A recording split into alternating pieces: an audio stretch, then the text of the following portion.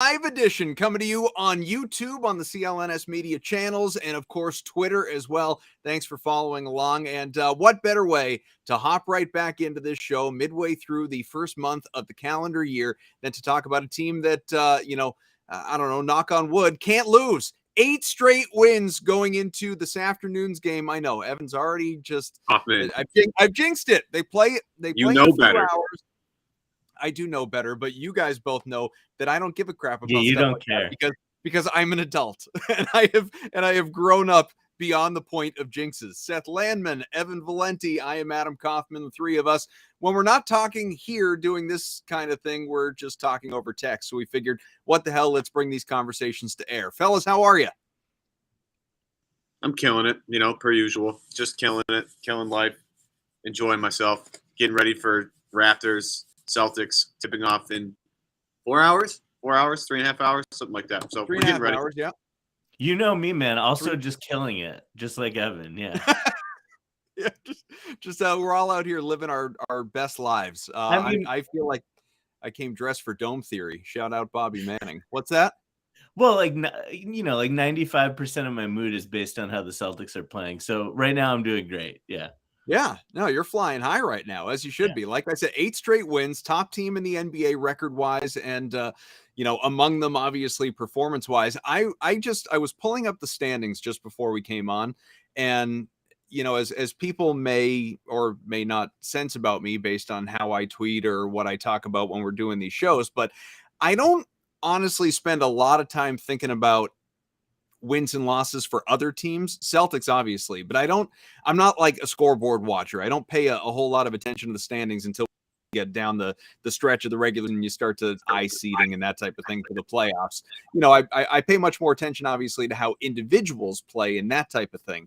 And I know just from I don't know, listening to other people that the Celtics have opened up a sizable lead in the Eastern Conference. So I go to check it and all right, 4.5 games up on both the Bucks and Sixers. But what I'm driving at here is I said, oh, all right, I wonder how much they're up on the entire NBA. And it blew me away, but I know this is near and dear to a former Denver resident, a Nuggets fan, and a super fan of Nikola Jokic. It blew my mind that the Nuggets are first in the Western Conference and have a record of 33-13 as we sit here right now. I had absolutely no idea they were playing quite that well.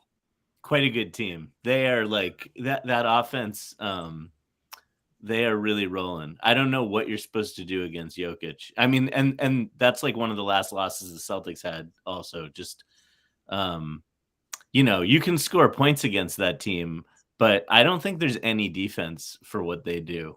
So, well, there's no. I was listening to, I think it was Zach Lowe, recently, and he was talking about how Greg Popovich was talking about how to not stop Jokic, but like how they defend him. And Popovich was very adamant that with Jokic, you have to send help, and the help has to be coming from a place that he can't see. Because if he sees it coming, he's just going to pick you apart, which he's been doing all season and past 4 years anyway. But you have to bring help from a place that he can't see it. So we can, even then, he just susses it out and figures. He's unbelievable. You can fool him once, but you can't fool him twice. Well, the thing is, we all need to root for Denver, specifically Aaron Gordon, to score like a bunch of points. Because if Gordon gets to the All-Star game, he'll do the dunk contest. And holy cow, could we use that in that particular event? I mean, look, they're like Mac McClung is going to maybe do it. Like Mac McClung's not even in the NBA, man. Like, what are we doing here? That's how desperate this has gotten. So if people want to just vote for Aaron Gordon, so we have at least somebody that can do something, that'd be wonderful. It's one of the most important. It's one of the most important issues of our time, Evan. I agree. Yeah, we got to get Aaron Gordon in the dunk. One of the most important days of Seth Landman's life is All-Star Saturday night. I love All-Star Saturday night, man. I love that stuff, but it hasn't been good since Levine and Gordon don't do it anymore. And like when they were doing it, it was actually like must-see television. I'll never forget watching Aaron Gordon jump over the mascot, go under the legs, and then flush it down. That was the greatest dunk contest dunk I've ever seen in my life. And all of them were like that. Like there were 8 dunks like that between those two guys. It was epic. Like the windmill dunk from the free throw line. Anyway, it's the Celtics beat, not Denver beat. But I'm just pointing out we need to do that. Yeah, as everyone out there listening anticipated in all likelihood, with a team that has won 8 straight games, it's this entire show is going to focus on the slam dunk competition and all-star festivities. Listen, this is a live show, so if you have any questions on YouTube, on Twitter, I know the show's going out on my Twitter page at Adam M. Kaufman. Hopefully you're seeing it there, or again on YouTube. By all means, get your questions in about this team, how they're playing. We will look, we will pay attention, we will see them, hopefully react and teach you a few things along the way as best we can as well. But like we said, guys, yes, the Nuggets are incredibly hot with the 9th straight win. The Celtics are winners of 8 in a row, out there just not wiping the floor with teams, some obviously, but they're coming off that narrow win against the Warriors. I don't want to spend a lot of time talking about the ins and outs of the game. Just a couple of general notes. One I'll save, but I think we need to just begin with the Jayson Tatum of it all, because that seems to be what I don't like to spend a lot of time reacting to what people on other shows, be it radio, TV, or podcast, are talking about. But there's so much stupidity out there as it surrounds Tatum's performance against the Warriors that it would just be, I don't know, kind of foolhardy to ignore it. No, it was not a Larry Legend throwback game, as the ultimate final stat line would indicate in the historical perspective that we always like to put these games in once they're completed and guys have crazy performances stat-wise. But he also wasn't bad either. Like people out there are saying, Jayson Tatum was bad against the Warriors. He definitely had some bad moments. He definitely had some questionable decisions. But to say that Jayson Tatum was bad against Golden State, or that they would have even sniffed a victory, let alone winning in overtime by the slimmest of margins, was he the number one factor? Make a case for Horford. Make a case for Rob Williams. Go right ahead. They were excellent. But Jayson Tatum had himself a good night against Golden State. Landman, of course, you being our guest, I'll defer to you. I mean, am I nuts on this? Is the conversation out there surrounding Jayson Tatum at all reasonable? No, it's not reasonable. But I'm really glad you brought up the Larry Bird thing, because I actually think it's not a bad comparison. When Bird was in his prime, one of the things everyone always said about him was, on a night when he didn't have it going as a shooter, he did other things to help a team win the game. And that other thing was often rebounding. And Tatum, I mean, like, when we say he had a bad game, are we just like ignoring the fact that he had 17 defensive rebounds in a game that we won because we got 8 more shots than the Warriors? Like, the Celtics grinded out this win on a night where they didn't have shots going in. Tatum was 12 for 12 at the line, had 19 rebounds, and just like owned the defensive glass for basically the entire night after the first quarter. So, I mean, like, yeah, to say he had a bad game is just inane. He was the best player on the floor. Did he have a great game in the ways that like always look the best? Probably not. But he was a +7 in a game they won by 3. And I think it's pretty hard to argue that he wasn't like the best player on the floor in that game. And by the way, he is out against Toronto. 41 straight minutes to close out that game. So it's not like he was getting any sort of breaks or anything like that either. But Ev, go ahead. Well, that's the point I was going to make. Like this particular team, doesn't survive and doesn't win that game if Tatum doesn't go 41 straight minutes. So to say he had a bad game, I think is kind of ridiculous.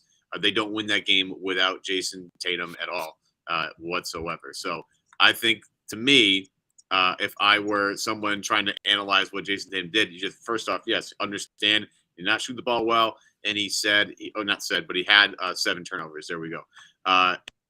This is a guy who, again, 17 rebounds, plays great defense, and the one thing that I think, again, when you know your shot's not falling, you go to the free throw line, 12 for 12 from the free throw line, and this is something that Jayson Tatum didn't do in the past when he doesn't have it going. The fact that he has been able to find ways to get to the basket, draw fouls, get to the free throw line, that's super, super important. I love the fact that Tatum was able to kind of grind through this game. The Celtics were able to grind through this game. And Joe Mazzulla talked about it after the game, too, about how important it was for them to grind through some things. And, again, because not every game's going to go perfect. You're not going to shoot 30% or 60% from the field, 50% from 3 every single game. You're going to shoot 30% from 3. You're going to shoot 40% from the field, and you're going to turn the ball over 17 times, You just have to find ways to get through it against quality competition. And I think you check all of those boxes. And that's, to me, the most important thing is the fact that they were able to play a sloppy game, get down. They were up early, then down early, then that lead, that deficit that they had, stuck, around, through the third quarter into the fourth quarter. And about 6 minutes left, they really ratcheted up and was able to tie the game and win it overtime. Like, again, not every game is going to be perfect. The fact that they can win imperfectly against the defending champions is what I think everybody should walk away from this game from, not the fact that Tatum played terribly. If you go ahead, if you zoom out a little bit, like one of the things I've been noticing is, like, so last year we all know that they were the best defense in the league last year, but they were a pretty average team when it came to rebounding and fouling. Like, they were right around the middle of the league in terms of preventing offensive rebounds, and they were right around the middle of the league in terms of putting their opponents on the line. And this year they're leading the league in defensive rebounding, and they're second in the league in opponent foul rate. And so I think, like, Missoula and the team, they've just done a really good job of, like, picking all the low-hanging fruit.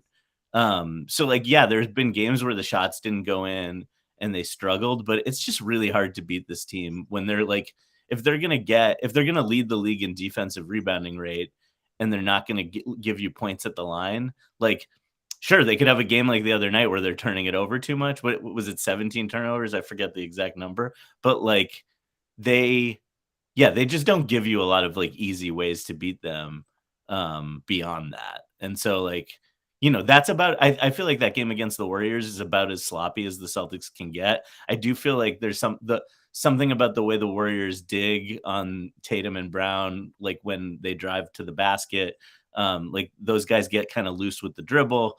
But like that's basically as, like, hard as it gets for the Celtics, and they still came away and won this ugly game. So, yeah, you have to be just incredibly encouraged.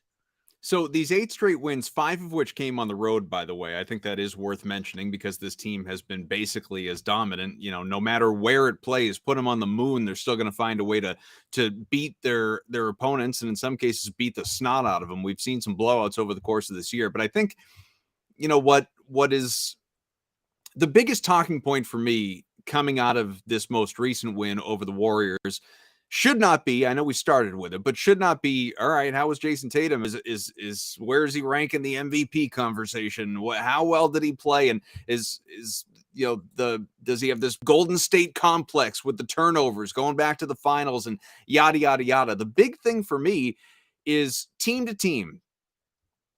I can only fathom what the narrative would have been if the Celtics lost that game in any way, shape, or form, regulation, overtime, whatever. If they simply lost that game, it just would have been all this stuff talked about, written about. The Warriors have the Celtics number. They're in their heads. The C's can't get over the hump. This was, to me, a statement win, guys, just to if for no other reason, just to show, you know what? We can compete. And we knew that, like, we were just there in the finals against them last year, but we are reminding ourselves that we can compete, that we can beat this team, that even regular season game, never mind the finals, maybe down the road they'll see each other again. But at least in the here and now, yes, we belong. Yes, this was some sort of a confidence check or whatever it is.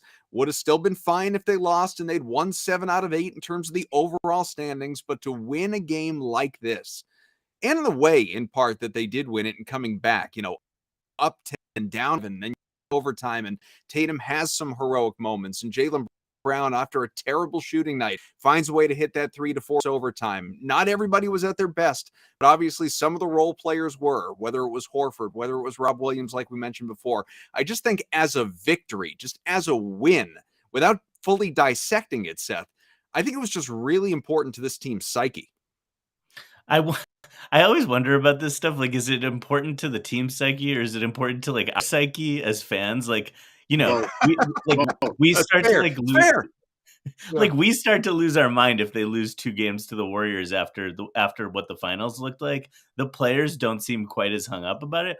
But I will say, when the game wasn't going well, I was having these moments of feeling like maybe this is good for Tatum and Brown to get, like, to like realize that they don't have it all figured out against these guys. And like, it's definitely good. The way they won this game and the resilience, all that stuff is like really great. Like winning ugly. I love it. But I do feel like the dribble, like the ball handling against the Warriors. And I'm also looking at like a matchup like today against the Raptors or against the Heat, like teams with like good wing defenders, who are like well coached and like scout you and know that your dribble is a little loose. Like I am sort of waiting to see these guys like Jalen and Jayson kind of clean it up against those guys a little bit more. But I'll say though, the one thing that I think is interesting coming out of this game is clearly Al Horford is leaving some in the tank for the playoffs here, because I mean he was spectacular against the Warriors Thursday night.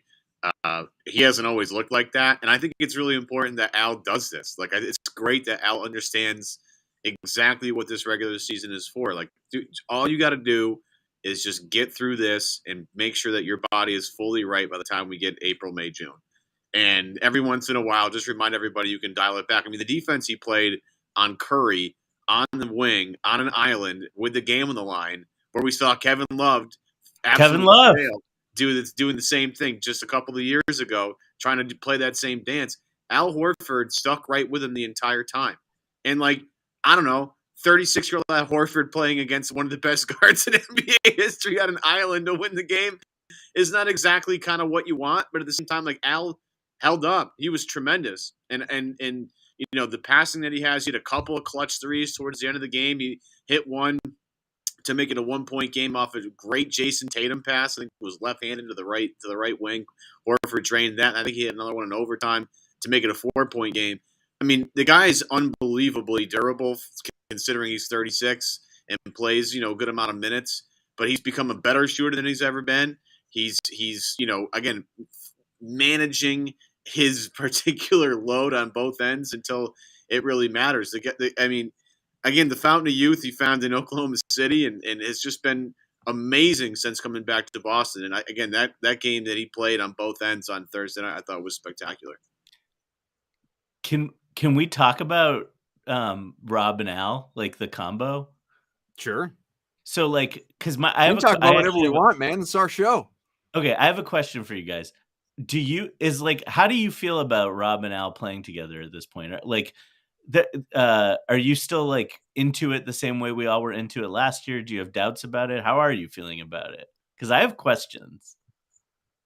I mean, I like certain aspects of it. I like the fact that Al can stretch it out to be kind of a 4 around 1. I love the passing, depending who's on the floor at that time, between Rob and Al as guys that can facilitate as big men. I love that. Sometimes it gets a little clunky, I think, but at the same time, I think you just got to keep trying it because, again, the rating last year when those 5 guys play together, Smart, Brown, Tatum, Rob, and Al, that starting 5 unit like was insane in terms of plus minus. Their offensive and defensive ratings were spectacular. I think you owe it to that group to just keep trying it and make sure it looks okay. But at the same time, I'm fully on board to admit it might not be the lineup you want to close with at the end of games. Like I was thinking early on in the season when Malcolm Brogdon was playing extremely well, I was like, if you have Smart, Brogdon, Tatum, Brown, and Rob, you have an unbelievably switchy defense, a good 3-point shooting offense, and can really pass and facilitate. So, I mean, I know Joe's going to experiment between now and the end of the year. I'm not convinced that the old starting 5, quote unquote, is the group you need to close with, just because of what Malcolm can give you off the bounce as another guy that can, you know, attack the paint and how important that is, and how important Rob's, you know, lob threat is to their offense and having that guy out there. But I'm also not here to say that the old starting 5 doesn't work. I think it's a great unit. I just think there's possible better units out there for them to experiment with at the end of games. That's all. What are the reservations? Well, like, you know, so this last year and this year, and obviously the sample size from this year is limited. So I was looking up the numbers, and they're still only at like 230 possessions, which is basically like two full games and a little more time. But the offense isn't working basically with those two guys on the floor. The defense is still just as elite as it was last year. And I wonder, like, because Al's like shooting out of his mind. So it's hard to know exactly what is going on in those numbers where the offense is like falling off with those two bigs on the floor, like as opposed to last year. And it's encouraging that the defense is still holding up. But I do wonder, like, we're probably going to end up talking about like what this team maybe needs to add at the trade deadline, if anything. I mean, I think they don't need to add anything, but what they could add. And we're probably going to end up talking about centers. And I don't necessarily disagree with that, but like, is it as big of a problem if like you could just be playing both those guys 24 minutes a game right now, like, and just not doubling up their minutes and like not even worrying about Cornette and like, or giving one of them the night off once in a while. So I don't know. I mean, like, given that Rob has missed so much of the season and the defensive rebounding is still elite anyway, like, I just wonder there may be other better lineups to be playing, to Evan's point. Like, I'm really interested in what happens when you pair one of those guys with Grant. Especially Rob and Grant feels like a really interesting pairing to me. So yeah, but one thing I will say about it though, okay, this is incredibly weird, but I was the Celtics, like the things they're not doing this. So earlier I talked about they are getting all the defensive rebounds and they're not fouling, but they're not forcing any turnovers. And they're not like getting a lot of offensive rebounds on their own. Now, Rob coming back fixes the offensive rebounding problem. That guy is like eating glass. It's crazy. It's so refreshing to watch him, especially against Golden State's smaller players. It's like second, third, fourth, fifth, and he's just jumping like it's like 7 offensive rebounds. He was amazing. But so like, wouldn't you guys have thought that when Rob came back, the team would start forcing more turnovers? Like, all year it's been this thing where we don't force any turnovers. And I've been waiting for, like, I'm wondering why that is. And like, it's like really weird. They're at the bottom of the league in terms of forcing turnovers. And I thought maybe, okay, when Rob comes back, his shot blocking will like have a trickle down effect that will lead to like more aggressive perimeter defense and more steals and all that stuff. And it's just not happening. Like, when Rob is on the floor, they're basically not forcing any turnovers. And so I don't know. It's just interesting. There's something going on there where they're like doing all the smart stuff, but they're not taking any risks. And I wonder. Well, I might be making this up entirely because I haven't looked up the number. I haven't even thought about it actually until just now, which is why I haven't looked up the number. But are they fouling at a higher rate than they were last year? Never fouling. So that's definitely part of it. They're like second in the league in opponent free throw rate. Yeah. I just wonder, how handsy they are, how aggressive they are on that end. They're not doing that at all. So it is interesting. Like, I wonder what the trade-off is. Like, we all love when they get out in transition, right? Like, and not forcing turnovers means you're in transition less, but not putting people on the line is always good. So, it's a trade-off there. But I definitely thought, given what the defense, there were games last year where it felt like they were like a bunch of attack dogs on defense. It was like, they're like mauling opposing point guards at the top of the key and just going the other way for dunks. And like, we're not really seeing that. Tatum had weird. that. Tatum had that. They have guys that should be good at that, right? Yeah, like, yeah. Marcus Smart, Derek White, Jayson Tatum. Those three guys. I mean, you could throw Jaylen Brown in there if you'd like to, but like those three guys specifically, and Rob's like length, like that should be something that they're really good at, and maybe it's strategic. Again, maybe they're trading defensive rebounding for less gambling. You'd rather if you gamble and don't get the steal, you give up an open shot versus you play solid defense, get the rebound, get out and run that way. I mean, there are different ways to get out and run. Yeah. And depending on who the person on the floor is, you can do a couple of different things. Like, I love when Prichard always pushes on makes. Like, that's one of my favorite things that he does. And they don't do that enough. Yeah. But like it's weird. Maybe they're not being as aggressive right now. Maybe they'll turn it up later, or maybe this is what they're going to be this year. Maybe this is going to be a team that doesn't go for steals. They play solid because they play great defense. Top 5 in the league now, I think, in both categories, both offensive and defensive rating. So, like, you know what? Instead of gambling for stuff, we're going to rely on our defense. We're going to clear the glass, and we're going to end possessions that way. And I don't necessarily have a problem with that. Again, Jayson Tatum is rebounding out of his mind this year.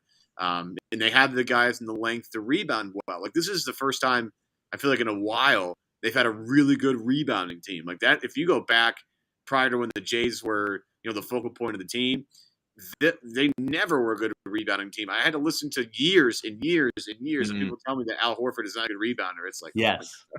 So now it's at least a strength. As if he was the guy that you signed to go 20-10 every night.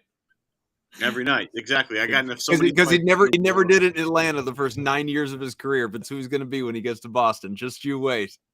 Oh man, yeah. A lot of the old 20-10 thing.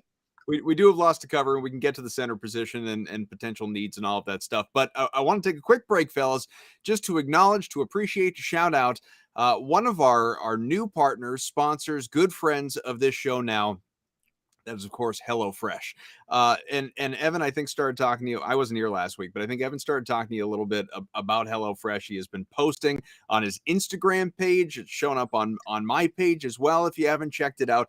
With HelloFresh, you can get farm fresh, pre-portioned ingredients and seasonal recipes delivered right to your doorstep, so you can skip the trips to the grocery store and all the agonizing, even like curbside pickup, any of that stuff. It's annoying. Count on HelloFresh to make your home cooking easy, fun, and affordable, which of course is among the most important things for all of us that are budget conscious. I think a lot of us fall into that category. HelloFresh is America's #1 meal kit.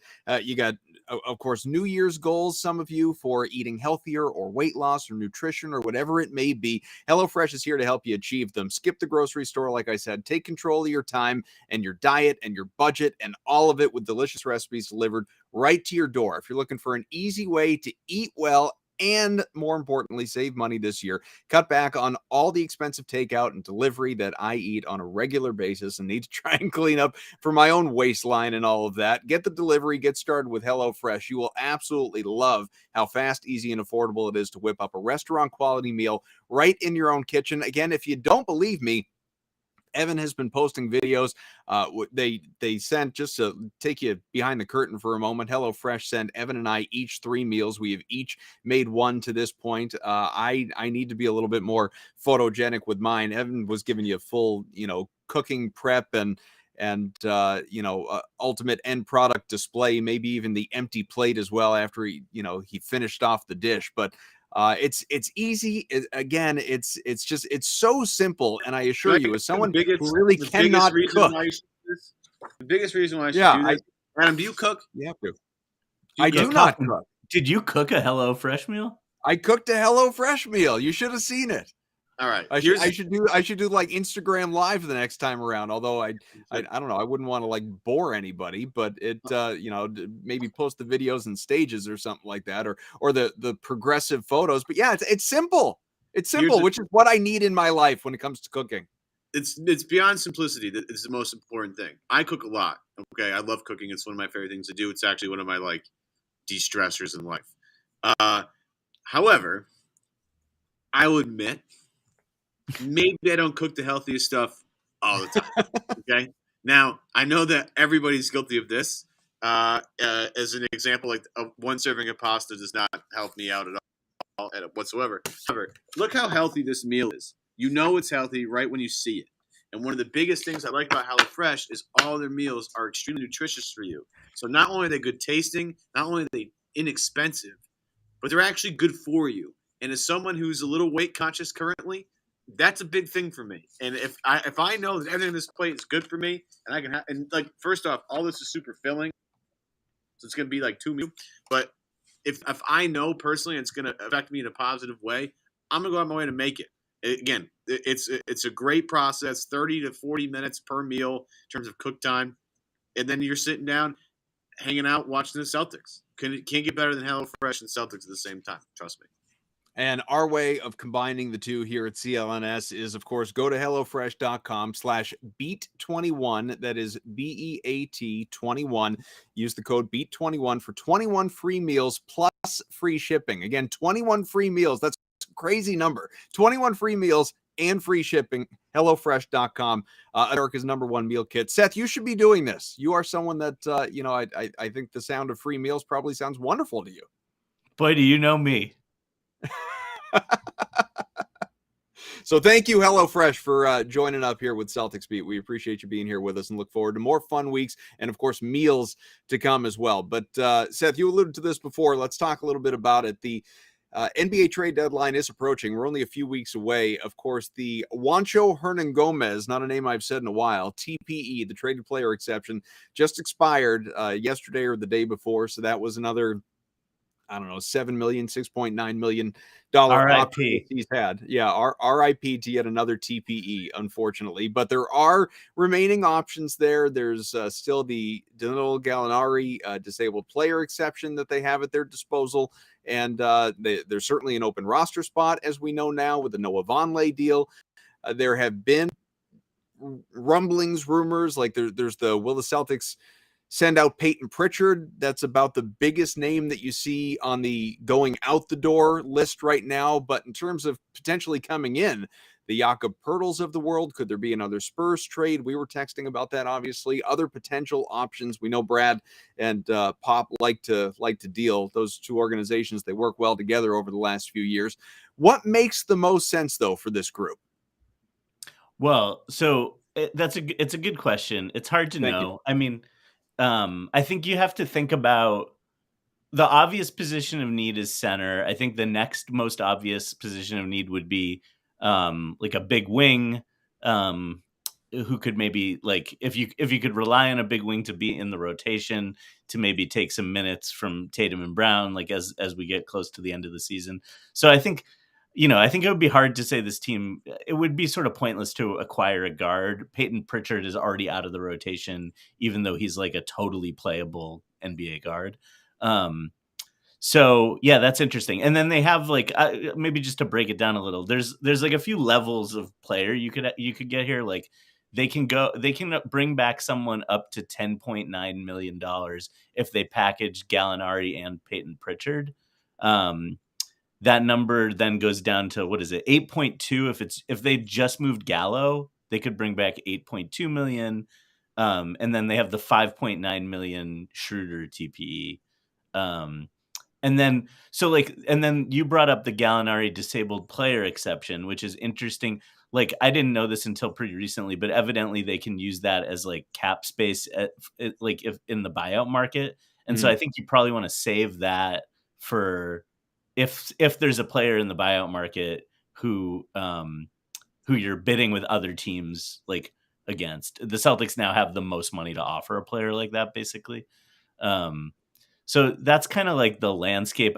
Anything bigger than a player making 10.9 million would require like freeing up more roster spots or considering moving someone who's actually playing, like a Derek White or a Malcolm Brogdon, or like on a smaller scale, a Grant Williams. And I just don't think there's any way they would do any of those things. So I don't know. I mean, like, I made a list. Do you want to like? Do you want to hear some names? Yeah, exactly what I'm tired of people talking in generalities, like like we do. I would love to hear a prepared list of potential realistic targets as opposed to all the people go out there and trade for some dude that makes $18 million. No, give me a realistic list. Well, so, and then before I get into the list, the one other thing to think about is like, there are players who teams would be like happy to get rid of, right? And then there's players who probably cost you like a second round draft pick. And there's players who cost you probably a first round draft pick.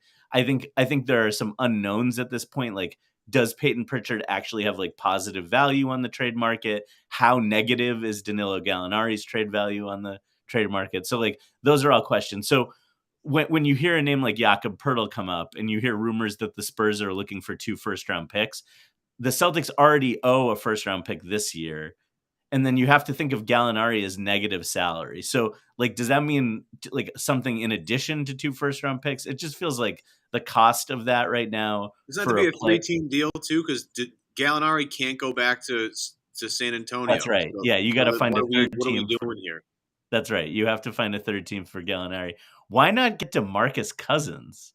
That's an I interesting just saw that question. pop up on YouTube. And if anyone's just joining us, if you have Jose, are you questions, DeMarcus hit us Cousins? up. Just We're, blink we're once happy for to yes, address them. please. Oh, Is well, is Boogie on your list, Seth? no. So the final piece before we start getting into names. Don't bring up a name of a center if that center isn't obviously better than Luke Cornett, right? Like if Luke Cornett's better than the guy you're bringing in, what's the point? And so I would say that's probably true of DeMarcus Cousins at this point of his career. So what can I interest you guys in Mo Bamba? Yes. Yeah, you can. Yes. Absolutely. I would be down for that. That's now, are you interested in Mo Bamba if the cost is Prichard and Gallinari? Because that's how you get to that salary. What's his contract status at this point? It's a good contract. It's like 10.3, I think, this year, and then it's non-guaranteed for next year. And he's like not in Orlando's rotation. Right. And obviously he's young. Yep. I mean, I could be sold on that. So that's an interesting one. You come back to the thing that we've talked about, Seth. How much faith do you have in JD Davison? Because look, is Prichard? Look, I love Prichard, but he's not. He doesn't have a long term. Yeah, but he also provides some really excellent depth just in case any one of these four guys gets hurt. Like when Brogdon and Derek White, or Smart and Derek White, or Brown and one of those guys, or never mind, two of those guys go down. Having Prichard there is ginormously useful. You can come in and it's like nobody's ever left. The thing you'd have to be hopeful about is that Davison could replace some of that production. The question becomes, am I willing to dance a little bit with Davison to get Mo Bamba? I think it might. It's an interesting. I mean, like the fact that Mo Bamba is the non-guarantee for next year is interesting because if it doesn't work out, there's lots of options to move that deal in the offseason. And also because he's young, maybe it is someone you can get on like a reasonable deal for his next contract and start thinking about. He can shoot a little bit. So you can start thinking about, get the wheels turning about having to replace Horford at some point in the next couple of years. Some other interesting names, I guess, are like Nerlens Noel, Dario Saric, Mason Plumlee. I mean, like Saric and Plumlee are a little interesting to me because at least they can they're good passers. And you can maybe like run some of the same stuff that you run with Horford. Plumlee's not a shooter, but he's a really good passer. Saric has a little bit of shooting and a little more of a floor game.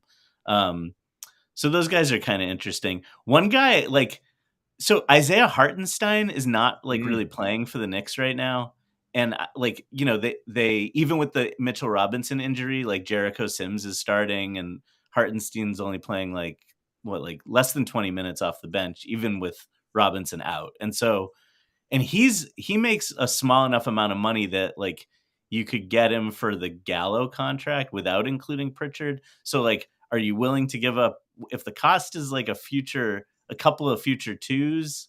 Maybe I don't know. I don't know if New York wants to move him. He's probably, if they were going to move him, I think he's a player a lot of teams like. I think people were kind of jealous when the Knicks got him this summer, but that's another name for you. I'd like to make the argument that I would argue that wing is more important than center. I like it. Only because. Well, that's what I was going to ask you. Did everyone on your list are bigs, or did you have anybody else? No, I was just starting there. So, and then there's some middle ground guys. It probably costs too much to get these guys, but PJ Washington or Jared Vanderbilt are they play as bigs, but they also can guard multiple positions. They're not that big, actually. How much is Jared Vanderbilt's going to cost? I think some capital, though. You know what I mean? Everybody wants Jared Vanderbilt for some reason. You know what I mean? Yeah, I feel like it's going to cost significant draft capital, which I don't think. For both of those guys, you're talking about giving up future picks for sure. Yeah, and I like PJ Washington too. I actually like a guy on that team a little bit better, and we talked about this. After that Charlotte game, the second one, I would have told Jalen McDaniels to get on the bus, and I would have figured out how to get that done because I think that's a guy. Is he RFA or UFA at the end of this year? He's a free agent. I believe he's an unrestricted free agent. Yeah, so there's some lose the asset for nothing potential coming up here at some point. And I don't think they retain his bird rights. I could be wrong about that. You're gonna have to. It's not my forte. But that's a guy that could help you out. My point being with wing stuff, given where the Celtics are right now, and I'm saying UFA in 23. Thank you, Amit. He's the man. The thing about trading for anybody right now, the Celtics are going to make a major trade for anybody that's really going to be some huge name. It's just not going to happen. What you're going to end up seeing is a trade that's meant for the regular season, meaning none of the guys they're bringing in outside of Jakob Poeltl, which is, again, a really tough one to actually execute because of the Gallo thing. Outside of Jakob Poeltl, I don't think there's a guy that they're going to trade for that's going to really play in the playoffs, unless it's matchup. There's a matchup that they want to exploit, and that particular player exploits a matchup. Or injuries which are unpredictable. Yeah, but that's the point. It'd be to cut down potential injury risk to the Jays by trying to get them less minutes. Don't want Tatum playing 41 straight minutes in the game. Like, just don't want that to happen. It's a way to minimize your risk. And I think if I were Brad, you're not going anywhere without the Jays. Like, if they lose Rob, yes, that's going to be very difficult to overcome the loss of Rob Williams, as we saw in the playoffs. It's going to be very difficult. But you're dead in the water if you don't have Jayson Tatum. And I'd argue you're almost as equally dead in the water if you don't have Jaylen Brown. It's just the way it is. Go ahead. Well, so yeah, as you know, the fact that we're bringing that up as a position of need is part of the whole point of that is that it's a position every team basically needs, and so the list of guys who are available who play a position like that is pretty short. Some interested, I don't know, would the Rockets be willing to move Jayson Tate? I think that's kind of an interesting question. He's on a really small contract that fits in the TPE for the next 3 years. That would be a great get. But he's the problem is rounder back for Jayson Tate. That's all we're gonna do. Maybe the thing is, I feel like he's a good player on a small contract. I feel like they'd want to keep him unless you give up a first. And are you really giving up a first for Jayson Tate? So you get into those kind of debates. Justin Holiday from the Hawks is an interesting one. He's not really in the rotation. Would they be willing to cut bait with him? And I was also looking at Amir Coffey from the Clippers. He's a player I've liked since he was in college, and pretty good passer, can make threes, has some pretty good size on the perimeter. I don't know if the Clippers want. He's also on under $4 million contract for the next couple of years, and so that would be a nice player to get. But the Clippers aren't really in the business of trying to reduce salary. They're basically willing to do whatever it takes to keep getting better. So yeah, it's tough. I'm seeing. I'm just seeing this question that. Oh, sorry. Just seeing the Eric Gordon from Houston thing. Yeah. I love Eric Gordon, but he makes $19 million. So unless you're giving up, that falls under the unrealistic category. Yeah, it's just too much money. What about kind of the bigger picture stuff? And we talked about this, if I'm not mistaken, over our text chain. And this to the panel as well. Not just you guys. I mean, those out there on the YouTube that are watching or listening wherever you're finding us. Do you have to make a move if you're the Celtics? And the way I'm framing that is not, do you have to to get better? Do you have these needs you absolutely have to address? Because I think we all agree the answer is no. You don't have to do anything. You're already a championship caliber team, and you're already arguably better than you were last year when you were in the finals and came within 2 wins of a championship. But you have to do it sort of looking at what you've achieved this year, looking at what the potential is, looking at as we sit here in late January, overall health. You can't project that, I know, but you're just sort of looking at what you have and the opportunity that is in front of you and just how wide open the league is. Some people are really anti giving up picks. Other people don't care and they think future picks are worthless and all that. And I know there's a middle ground there that probably the 3 of us live in. But do you have to make a move at the expense of future assets to give yourself the absolute best chance at a championship this year, just to sort of, you got to get that chip. You got to get banner 18. This core needs it. in part for their growth and long-term future of any hope of building up a dynasty. You know what I'm saying? I get that idea. I do. I really do understand it. I just think it's hard not to look at these moves. Like, first of all, there's just not a lot they can do. And so we're running through this list of stuff that's reasonable. I mean, and some of the things on this list aren't even like, they're not getting PJ Washington. They're not getting Jakob Poeltl. Like, the truth is, like, some of these things aren't even reasonable. And so you start thinking about, like, is it worth, you use the word dynasty, and the way you create a dynasty is you stay really good for a long time. Like, you do the prudent thing. If the Celtics wait until this offseason to start thinking about moving draft picks, suddenly you have more draft picks available to be traded because the one that you owe the Pacers for this year conveys, and now you have your full complement of first round picks except for the swap to the Spurs in 2028. And so they actually, like, unforeseen stuff comes up with a team, and you're looking at, like, Jaylen Brown being an unrestricted free agent in a couple off seasons, maybe. You're looking at Tatum coming up the year after that, and you might want to have some ammo to make moves to keep those guys happy if things don't go well. If you catch an injury at the wrong time and the playoffs are a disappointment, like, to sell out those opportunities for like a 0.1% increase in your championship equity. As someone who's a fan of the team and really wants them to win a championship, that's not something I want them to do. I would push back on that. I think you gotta, that this team is there with, you're in contention with everybody else. I mean, if you think about it, last year, this team was drawing dead right around this point. Then they started turning around and they went to the NBA Finals.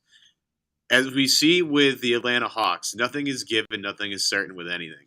And that team went to the conference finals and hasn't been nearly close since. And I don't think they're getting close this year, to be frankly honest with you, with the way that team is run. And if you look at their future, like, it doesn't look great in Atlanta right now. I don't think it's about a statement to Jaylen or Jayson that you're going to win. I think those guys both know, like, yeah, we're here to win games. And I think the idea of being that they're going to win games for a long time. I just think there's nothing guaranteed about next season. Like, this team has been contending for a long time. You go back to John Wall saying that the Cavs wanted no part of John Wall and the Wizards in the conference finals. So that was funny when Kelly Olynyk went off in Game 7. They lose that conference finals. They've been to the conference finals a bunch. They lost to Miami. They finally broke through again against Miami, losing to the finals. Like, there's nothing certain here. And when we have Giannis in your conference, Durant's going to be hanging around for at least a couple more years. You got to strike while the iron's hot. And I think Boston needs to find a way to – it doesn't have to be a huge upgrade either. As Seth has mentioned, it takes two to tango at this point. And, like, teams are not just going to hand the Celtics assets. It's like, oh, yeah, here's PJ Washington for you, or here's Jalen McDaniels, or here's your favorite player they want. They're not going to do that. But I think the risk of getting someone that could be very helpful to try and really win right now, I think is really smart, because this league's about to get slightly watered down a little bit with this expansion coming up. And that's in the periphery over here. But there's a lot of stacked teams in the league right now. As we talked about Denver's in first place, and Jeff Green's not playing right now, and Jamal Murray's not back totally from injury yet. That team's going to be better. They're going to make a move. Let me give you a hypothetical.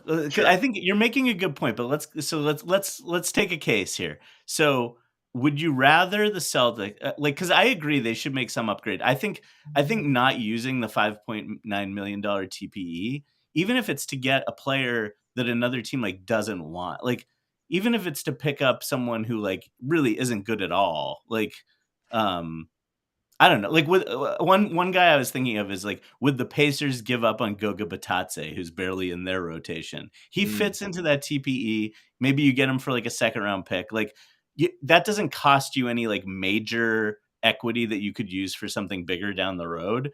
And it adds a piece that could be useful. Like, I'm not against doing something small like that, but so my case would be like, would you rather them just like get like just a decent player who could fill in the back of the rotation without giving up any important assets? Or would you rather them cash in like 2 future first round picks for Poeltl, who would be like a great fit, and like could be like a center that you keep in the rotation as Horford gets older. Like I could see the rationale for doing that for like, but then you don't have those picks to use for like, we got Malcolm Brogdon for a first round pick this summer. Like you're out of the running for things that come up in like that in the offseason. And the thing is with those picks too, is as your roster gets more expensive, hitting on those picks becomes way more important, as Golden State's finding out. Like Golden State got so lucky when, I guess you can thank Minnesota for this too, of just not doing the right stuff all the time. They could have not have picked James Wiseman. They could have picked someone else. They could have picked LaMelo Ball. They could have picked Tyrese Halliburton. Halliburton and Golden State would be like not fair at all. Evan, forget those picks. People say picks in the 20s aren't valuable. Look at Peyton Prichard, Robert Williams, and Grant Williams. Where are we reading about this? We can keep going here. Tyrese Maxey. I mean, you can go all day here. Those picks are super important. Just on the Celtics, part of the reason they're able to have this really good team is that they've nailed a bunch of these late first-round picks. Yeah, as much as we want to give Danny Ainge flack for not hitting on Avery, I don't even want to talk. Like I don't give Danny Ainge any flack. Danny Ainge was an above-average drafter. I said that from day one. There were two important decisions he had to make, and he drafted Jaylen Brown and Jayson Tatum. They were both home runs. Like, yep. And then he's nailed a bunch of stuff. Anyway, we don't want to get to the Danny Ainge stuff. Yeah. But like those first-round picks, like Moses Moody and Jonathan Kuminga. Like again, you're not going to probably pick that high, but like again, those guys are super important. And I'm with Seth in the fact that like you don't want to mortgage your entire future to get Jakob Poeltl for what, like, just because those picks are going to be really, really important as Jayson Tatum and Jaylen Brown combined for like $150 million or whatever the hell they're going to combine for. I guess my question for them would be like, how good does a player need to be for it to be worth giving up a 2025 first round pick right now?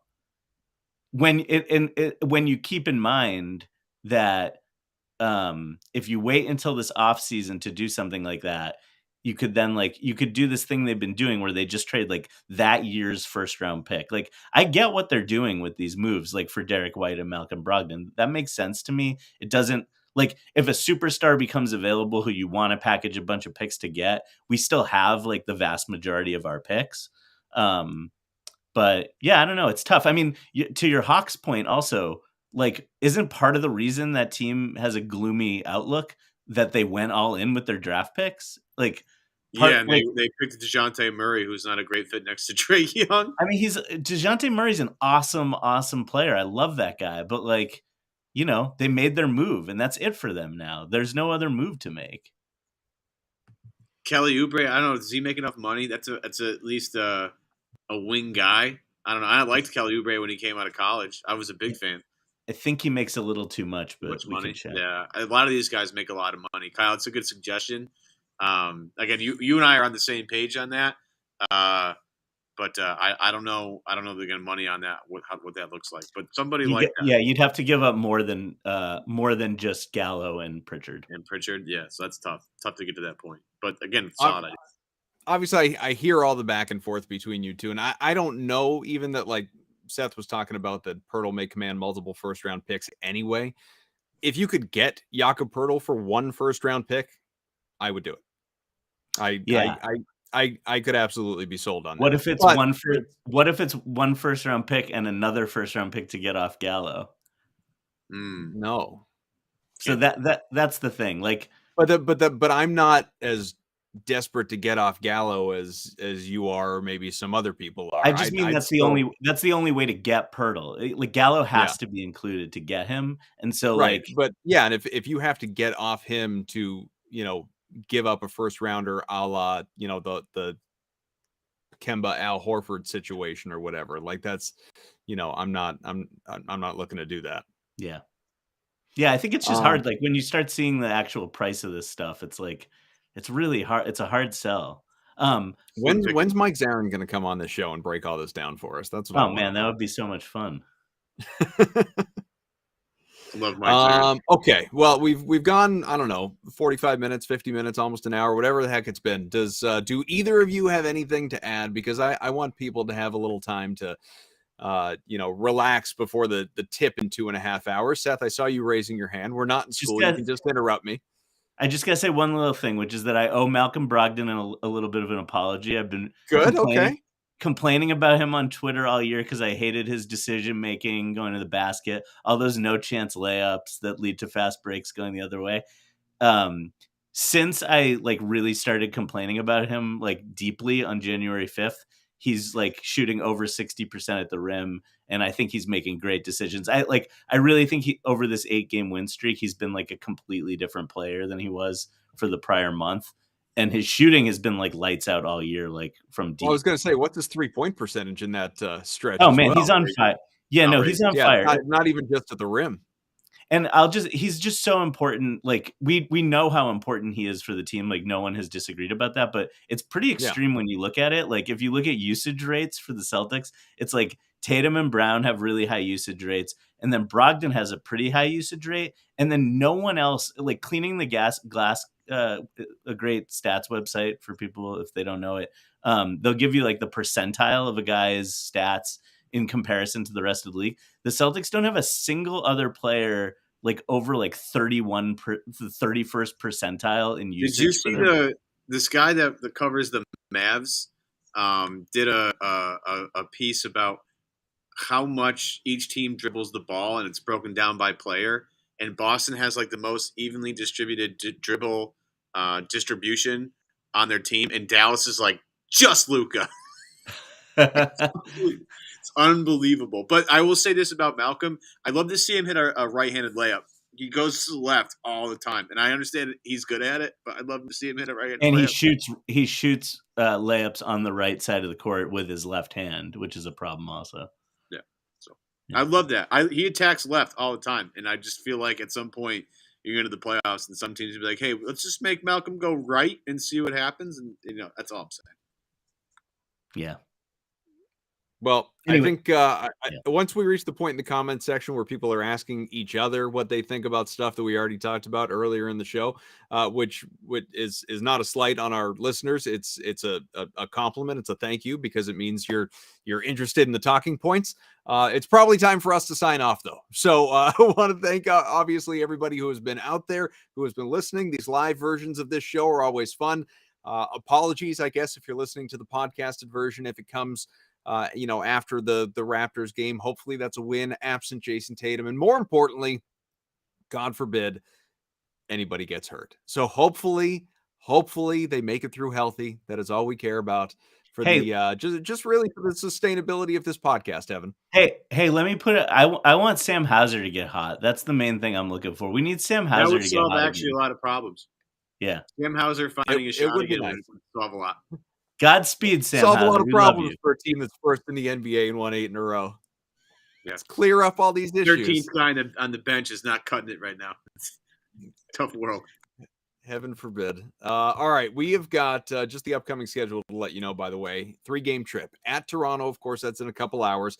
At Orlando on Monday, and then back-to-back at Miami on Tuesday. So Al Horford's going to miss one of those for sure. And don't be surprised if Tatum and or Brown, maybe Tatum is good for both because he's sitting out in Toronto. But I wouldn't be surprised if Jaylen Brown ends up sitting one of those either, depending on this, adductor issue and how long it lingers and that type of thing.